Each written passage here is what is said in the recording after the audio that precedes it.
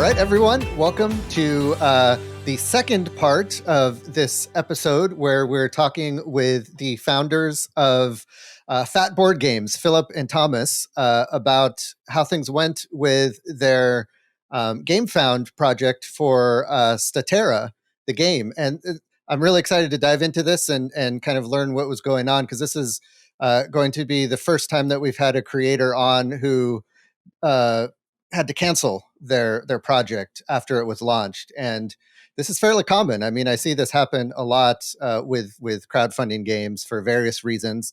So we'll dig in and find out why this happened.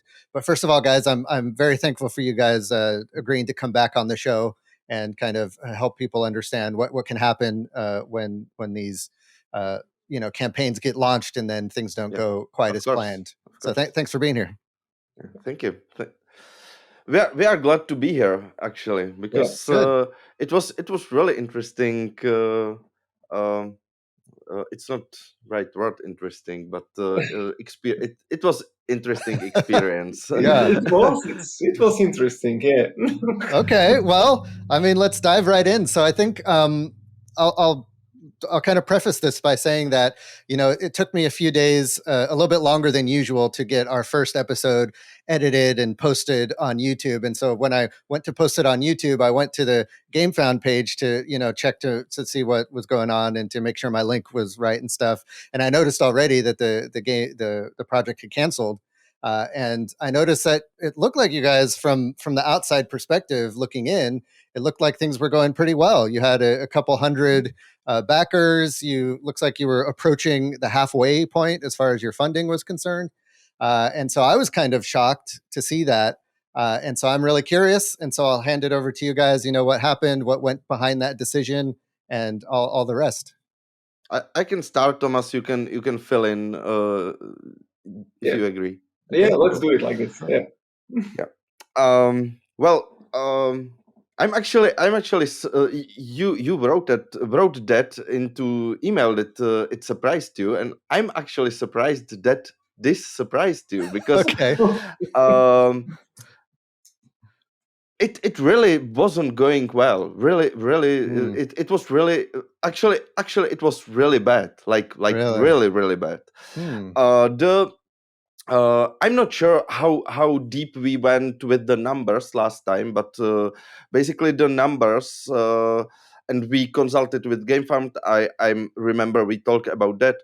The numbers were telling us some predictions we should have, basically, and the predictions were like 20% of followers should 12% of followers should be first or second day.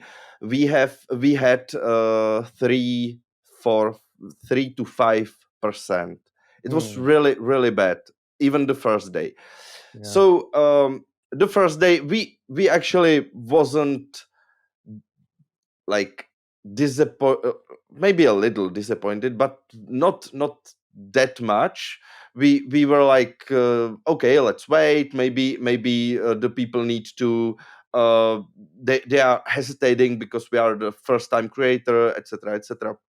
So we waited, and the trend went really. There was like really steep down curve with the numbers, and the prediction.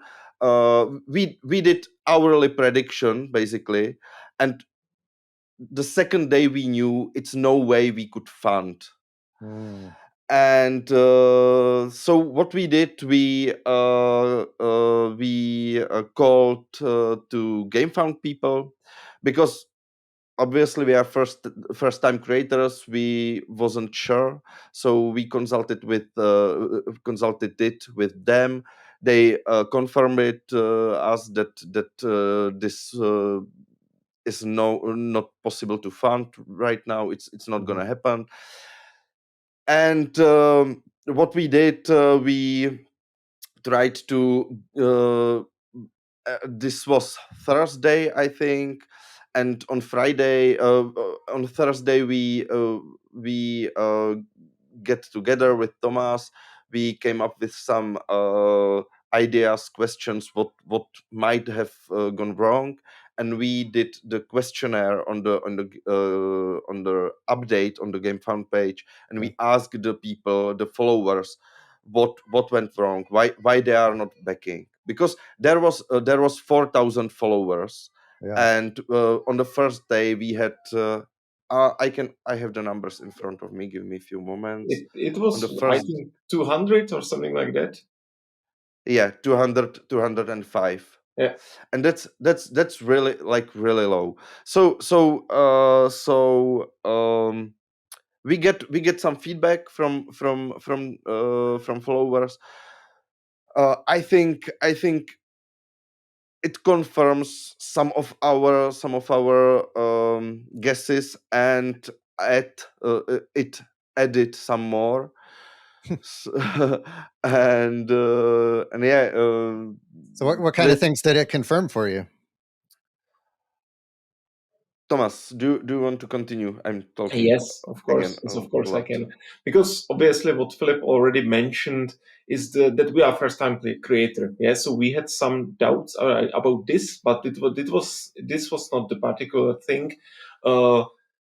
We had some doubts about maybe not the communication, but the explanation of the game. Yeah, because for us it was quite clear. Yeah, but we as well came to this during the last interview with you. Yeah, that maybe it is not so easy to explain the game. Yeah, it is double asymmetric. Yeah, which is a nice word, but there is a lot behind that. Yeah, and maybe there was some kind of feeling which we had that it will be a tough job to explain this. Yeah, and this proved right. Yeah, this was one of the things that proved right. Right. The other things which were there, and which, because we, as Filip mentioned, we suggested all the choices, yeah, which the followers or other people could vote for in the poll, and also the other choices were quite relevant. Yeah, I think the least relevant from the list was the price. Yeah, Filip, if I'm right, yes, the price was quite okay. Yeah, so the people were satisfied with the price. The second thing, which was a problem from the people, from the crowd, is the scale. Yeah, so why are they there? Yeah, is it just a gimmick or is it functional? I personally think we tried really hard to explain that. Yeah, we did a lot of live streams. We put a lot of stuff on our YouTube. Yeah, which could be checked. But now I'm gonna jump in if I may, Thomas, because I want to say it politely, but I'm furious about that. That's the word. I'm furious about that.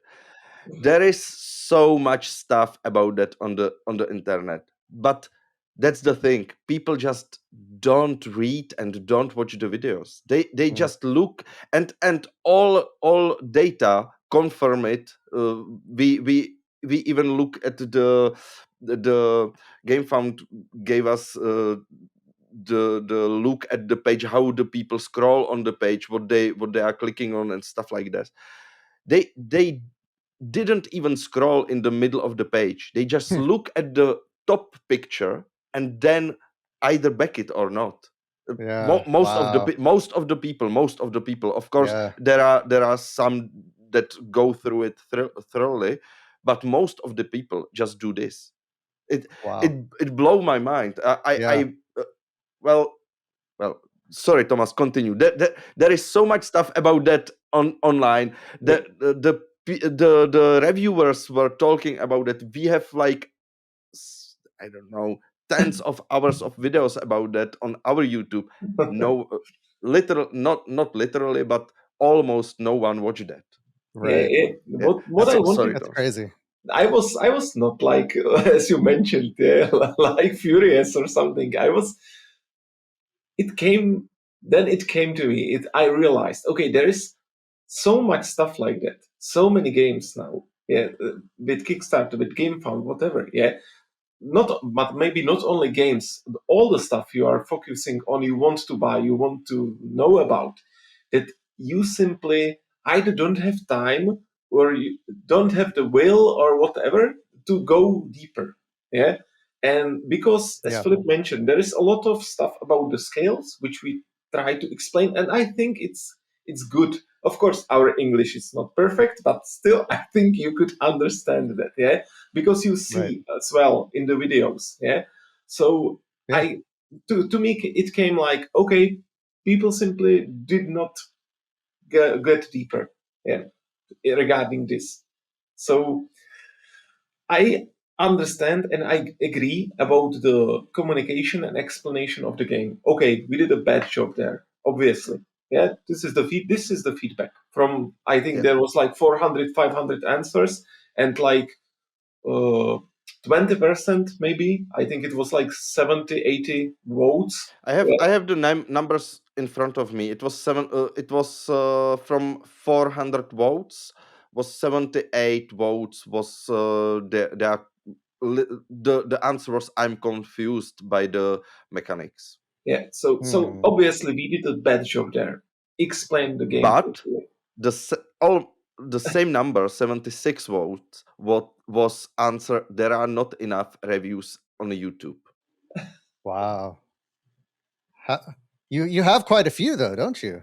Yeah, we and in the comments there was even, we want I literally I'm paraphrasing, is it the word in English? Yeah.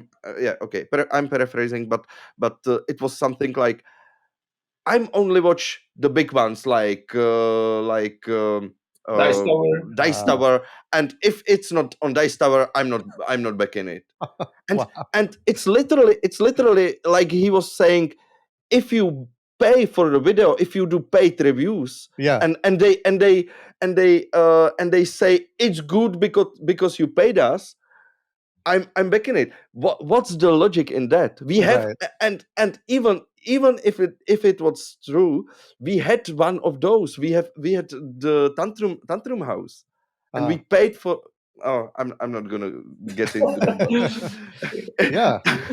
Yeah, and it looks like you had, all of the things that you're supposed to have, right? Reviews, previews, playthroughs, all of the stuff. There's lots of videos on your page that if people want to dig in and learn more about it and see people talking about it, and all of that stuff. So it's interesting that, even on surveys that you ask people, what could you do better, and they tell you things that you already did. I can see that being very frustrating and but a little bit confusing. But it's really, I think it's it sends a clear message. Basically, you really have to have on your crowdfunding page one of the big ones, like Dice Tower. It's what's the other ones? They were mentioning. I mean, I consider Tantrum House a pretty big. Yeah, but they have like 20,000 followers, and the big ones are considered with 40,000-50,000. Okay. And obviously the price is doubled. Yeah. But we also tried, but obviously people do not know that and cannot know that. Yeah, we tried to, for example, get a preview from Shut Up and Sit Down, or Rodney Smith. Yeah, we asked big ones, but a lot of people are not doing previews for Kickstarters simply. Yeah, because it's a Kickstarter. Right. Yeah, and for example, we asked Quackalope, and they said they don't have time, and they contacted us in January. They have time. We send it to them, and the video should came out like in the middle of campaigning because I've heard that story before, that a lot of the big channels are very selective in who they'll bring on board because they're just too busy. They have a full plate. They're selective, and what Thomas said, they just sometimes they just don't do it. The Shut Up and Sit Down, they don't do previews for the Kickstarter or Gamefound for right. They just don't do it. Yeah, and something else that kind of sticks out to me is everyone kind of looks at the number of followers on their campaign page, and that's the goal. And they feel like as long as they have a certain number, and then the whatever percentage, 20% or 15% is supposed to convert, then they feel like they're okay. Like, okay, I have the numbers. You guys had way more numbers than you felt like you needed, and I should be good. And then you come to find out that a lot of people might end up following your project that have no intention of backing it. And that's interesting to me, because I feel like if someone clicks the follow button on a game that's coming up, that they're interested in it and they're probably wanting to back it. But that's clearly not the case. There clearly needs to be more that follows that. That's true, but there is clear math behind this, because some percentage in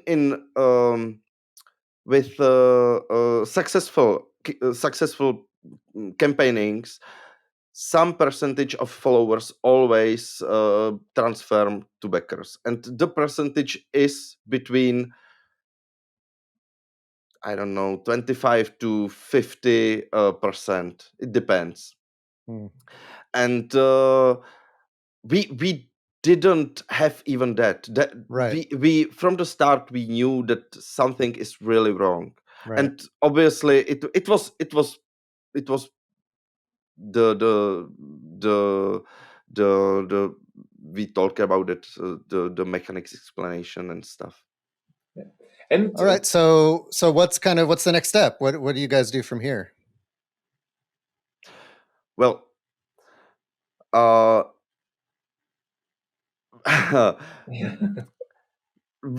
one thing is for sure, the game is gonna get to players' tables one way or another. It's we work for 3 years on it. The game is solid. We know that everyone who played, every reviewer who played, they obviously they say some things like this should be polished. This is something like for a more experienced player. Sometimes they obviously have some reserves on some point. One have one say something, another say something else, obviously. But in general, everyone who played the game and who tried it is excited about it, and everyone says one thing: it's unique. It's something I want to play again. So that's good. With this feedback from players, from people who play it, and even from people who had hundreds of games in their hands and do reviews and stuff like this, and say stuff like this, so we can be sure the game is solid. And so with that, we really don't want to throw away the 3 years we give to this project. So yeah, that's good. It's simple. We just have to figure out how to get it out there. Yeah, and that's not simple. Right. Yeah, but we already start working on some things to explain better the rules. Yeah, finish some of the things which you wanted to finish, say after the campaign or whatever. Yeah, so we are working on that. Needs to be finished for better presentation, for better understanding, and then we will see. Maybe right. So it sounds like you're going to kind of continue to work on the things that you heard from the survey that people said were confusing or caused them not to back. Do you have any sense of how long that's going to take, or how long you're going to wait until you try again? Not gonna get into this right now. Sure. Yeah, it's still early, right? It's yeah. We obviously it applies what I said. We really want to get it out there, and we know that the people can't forget about us. That's and we have to work with that. And To be honest, I think, me personally, I think we haven't talked about that, Thomas, together. But me personally, it's how much? 3 weeks. 3 weeks when we cancel it. 2 weeks. 3 weeks. It's 3 weeks Yeah, 3 weeks. from the. Yeah, it's 3 weeks. And me personally, it's like first week for me. I'm like the tense is off, and I'm cool to move on and work again. It was I have to say, for me it was not because of the failing of the campaigning, but because of the weeks before. The work on that was so intense, and so, like, it was so many days when I haven't have a evening off, that it was such a relief to have those days off, basically. It was like a weight lifted off of your Yeah, shoulders at that yeah, point. Yeah. How about you, Thomas? Did you feel the same way? Yeah. Like kind of. Yeah, it was not nice, but it was strange. Maybe strange to think about other things and have so much free time. Yeah, so I was like, okay, I can read a book this evening. Right, great. Right. So, but yeah, Statera is there, and it's not going to be left in the attic like Jumanji or whatever. Was there ever a moment for either of you guys when you thought, you know what, this isn't worth it, I'm just going to throw in the towel and take another hobby, or focus on something else, and just not worry about this ever again? Or have you always just, even immediately after you thought it was not gonna fund, you're like, we're gonna figure this out and we're gonna make it happen? For me, there was this moment, like a year ago, maybe, not during or after the campaigning. Definitely, it was during the process, the 3-year process. We will talk about that before, in the previous conversation. But yeah, then yes, the 3 years are long, obviously, but now, as I said, the game is almost finished. It's Yeah. well accepted by the people who had it in their hands. And why there is, for me, there is no, like, no path in my mind that we don't get it into our, and everyone who wants it, tables. Yeah, it'll just take a little longer than you thought. Yeah, A few more steps. It might require a few more steps, but I think it's for the best, right? Because once you figure out a good message, a good way to explain the game, that's going to help you market it for years to come, and that's going to help other people talk about it. And so I think that's going to help everything afterwards. So it's good work to do, no matter what. And it sounds like you guys have a great attitude about it, so that's very good. So anything else you want to let listeners know before we wrap things up? I remembered one thing when I get back to the things we maybe done wrong. Yeah, there were also 2 other big games start launching their campaign in parallel, which could also affect the result. Yeah, and that was also maybe on our shoulders, this failure, because we did not check that. Yeah, who is going to launch in parallel? Yeah, and Is that something that is easy to find, easy to find out? On Gamefound, definitely.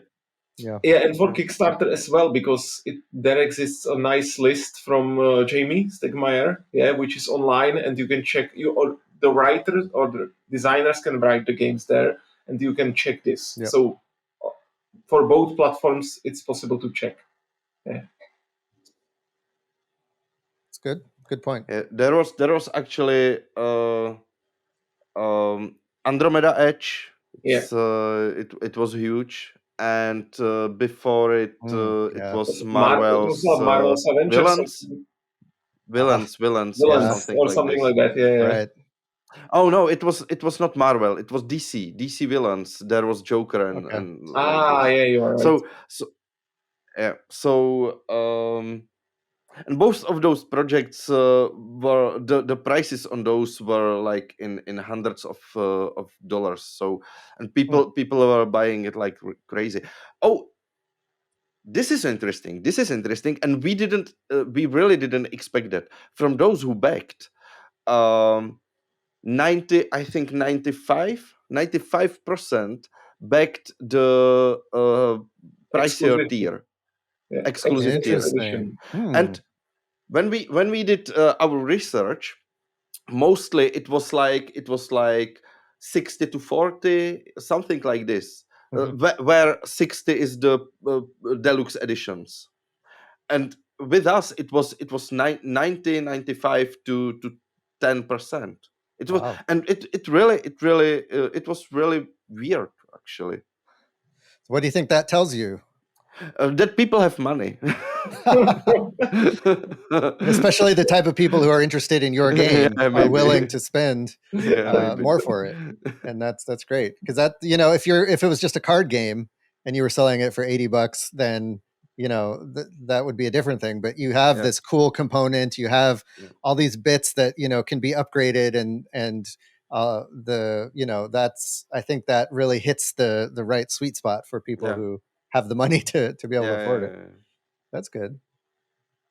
Cool. Well, that's all the questions I had. I was just very curious about what went into the thought process and kind of what you guys are going to do to move forward. And I would love for you guys to reach out to me when you're ready to relaunch, and we can do another interview, because this will be the first time that I do a third interview to see what has changed. And I think it's, again, I can't thank you guys enough, because this is super helpful for all the other folks who are thinking about doing this, and they don't hear these stories that often of the people who launch and then cancel, and then they learn from their mistakes and figure out what to do next. So I hope you guys get a bunch of other fans who are also game designers who are learning from you and want to follow your journey, because it's been very helpful for someone like me who's going to be going through this eventually, and wants to learn the ins and outs of what could happen. So thank you for that. Yeah, you're welcome. Yeah, thank you for having us. It was really, really nice to chat with you. Like really, thank you. Yeah, no, it's my pleasure. I thoroughly enjoyed it. And again, thank you for coming here, and hope to have you back. And thank you guys for watching this episode of KickSaga. If you want to learn more about other Kickstarters in the future of tabletop creators who are going onto crowdfunding for the first time, be sure to subscribe to this channel and click the bell icon to be notified when we have. There you go. There's the finger. I never know where to point, so I just don't point. Click that bell icon to be notified, and appreciate you guys watching. If you have any questions for these guys, leave them in the comments of the video, and I'm sure they'll be happy to swing by and answer them for you. Yeah. Great. Well, until next time, I'm Matthew Rodella, and this has been KickSaga signing off. Thank you.